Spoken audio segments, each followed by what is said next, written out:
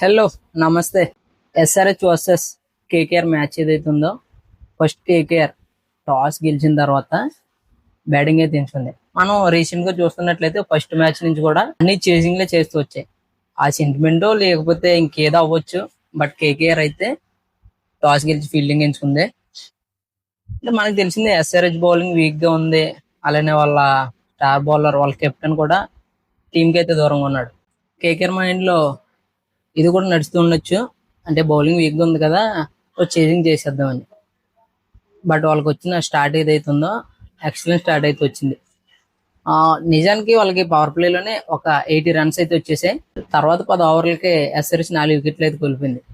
వాళ్ళకి కావాల్సిన స్కోర్ వచ్చేసిన తర్వాత వాళ్ళ బ్యాట్స్మెన్స్ ఆడిన తీరు ఏదైతే ఉందో, నిజంగా నన్ను అయితే చాలా ఇంప్రెస్ చేసింది. ఎలా అంటే అంటే కావాల్సిన స్కోర్ వచ్చేసింది, ఒక పక్క వికెట్లు అయితే పడిపోయాయి. ఇంకా మిగిలిన ఓవర్లో ఆడుతూ పాడుతూ వెళ్ళినా ఒక 200+ అయితే చేస్తారు.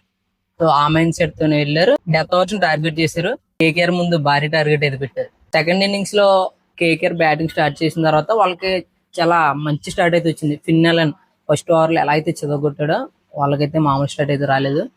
కానీ తర్వాత అన్ఫార్చునేట్లీ వాళ్ళు రన్అట్లు అయిపోయారు. అదే వాళ్ళకి చాలా పెద్ద మైనస్ గా అయితే మారింది. ఒక విధంగా మ్యాచ్ చేజారిపోవడానికి కూడా రీజన్ అదే అయ్యి ఉండొచ్చు. బౌలింగ్ లేదు అనేసి ఒక మిగతా టీంలకి ఒక చిన్న చూపు అయితే కనిపించింది ఎస్ఆర్హెచ్ మీద. కానీ రాత్రి వాళ్ళ వేసిన బౌలింగ్ స్పెల్ ఏదైతుందో, నిజంగా ఎక్సలెంట్ స్పెల్ అయితే వేసారు వాళ్ళు. నితీష్ కుమార్ అటు బ్యాటింగ్ లోను ఇటు బౌలింగ్ లోను కూడా మంచిగా పర్ఫామ్ చేసి player of the match award అయితే అందుకున్నాడు.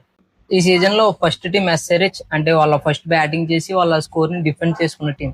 కేకేఆర్ ఒక నాకు దశలో మంచి ఫైట్ వేస్తున్నట్టు కనిపించింది. బట్ వాళ్ళ 16 ఓవర్స్ కి 160 చేసి ఆల్అౌట్ అయితే. ఓకే, నెక్స్ట్ వీడియోతో మళ్ళీ కలుద్దాం. Take care.